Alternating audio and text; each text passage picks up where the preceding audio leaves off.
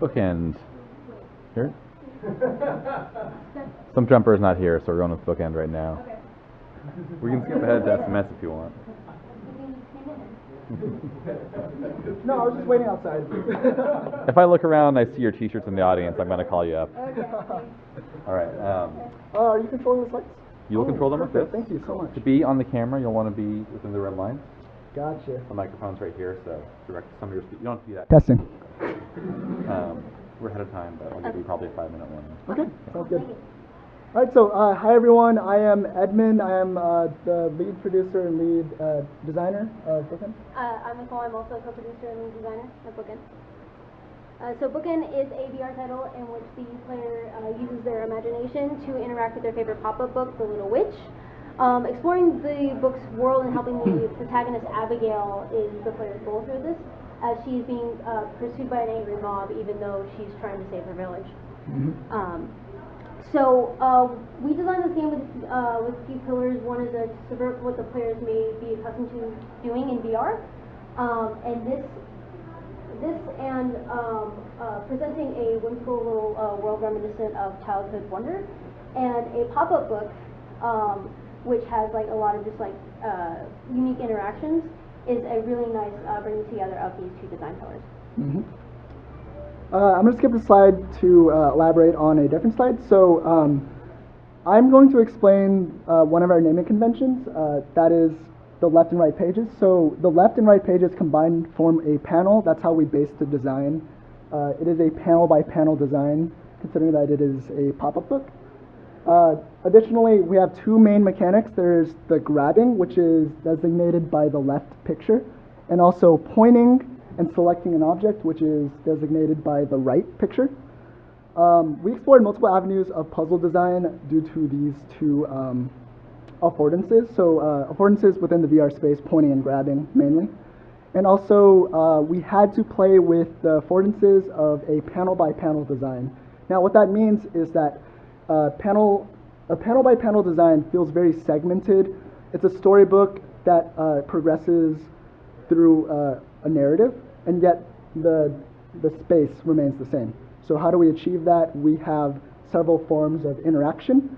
For example, we have tab interaction, moonmark interaction, and perspective puzzles. Elaborating on tab interaction, players can actually grab tabs within the game. That's analogous to a real-world pop-up book. Players familiar with a pop-up book will feel familiar to this. Moonmark interactions, it's a VR space. People love grabbing items. We wanted to incorporate that in the game without breaking it. We can't have players grabbing mobs to smash them. It's not that kind of game. So in this case, we put moon marks on select items, such as a tree, in order to block them up rather than destroy them. So you can hit them instead of like throw them. Correct. And the last one is perspective puzzles. So one thing in a VR space is that you're typically either standing in place or sitting down. In this case, we wanted to kind of play around with that mechanic, forcing players to kind of like peer around a corner of some sort. This will get elaborated in the next few slides. So as you can see here in this screenshot here, we have a bridge that cannot be passed over just yet. So the puzzle is that Abigail has to find a way to burn down the ropes keeping up the bridge. And if the players reach this point without finding the way to solve the puzzle, the way that we have designed the level indicates that they have to go backwards. So you see this line, so the bridge intentionally keeps Abigail on the left side of the panel, indicating that if players haven't found the right way, they have to go back. And so if they miss the lantern that happens after a cutscene, they're able to go back because they're indicated by that bridge. So there is a lantern hidden in one of our leaf files. Yes, they look like bushes or whatever type of candy you may think they look like. So if the player finds that there and they find the campfire.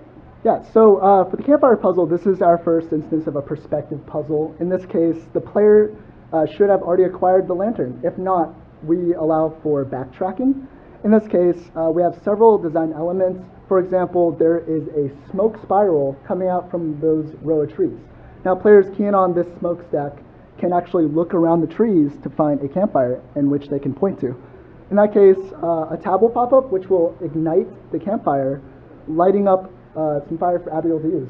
She can fill up her, or she can light her lantern and then progress to the bridge.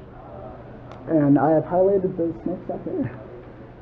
And to the top. So Abigail gets to the bridge, she burns down the ropes as per intended, and then she can traverse to the top. Yeah, so these are all the wonderful people that have worked on the game. We had a very, very large team for the normal 170 standards, and we're so happy with how the game has turned out. You know, so despite the hiccups today, for those of you who played the game. But yeah, so we're available on itch. We don't have it on the Oculus Store, but we figured that we had to use the Oculus logo since it is an Oculus game. If you're interested in the game, we also have our website, bookendvr.com, and you can follow us on Facebook and Twitter. Thank you so much for listening. Thank you. Thank you.